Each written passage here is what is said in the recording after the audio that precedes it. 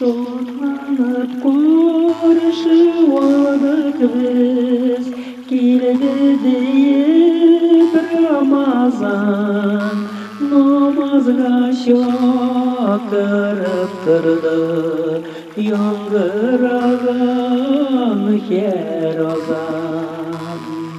Rabbim bizge gitti bizge, rahmet oyun Ramazan, zikirge şakırıp turdi, her dirilde devazan.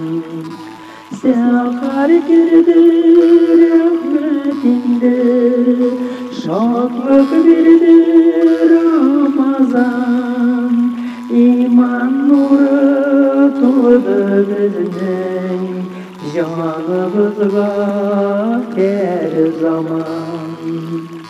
Kelgen kedi şakır gidi, giteyindi Ramazan, kuşlaşu avazı bulup, yağır idi yozan. Ramazanda her bir yurtga ferişteler idiler, şeytan malğunlar bu ayda, bu bağlarda idiler.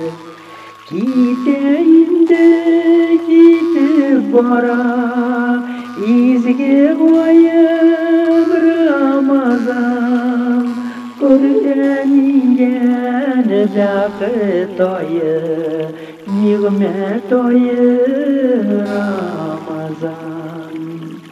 Teravih soyun yangırarı, zikir tesbih elvida, hoş rahmetli vay Ramazan, nurlu vayım el firak, hoş rahmetli vay Ramazan, nurlu vayım el firak.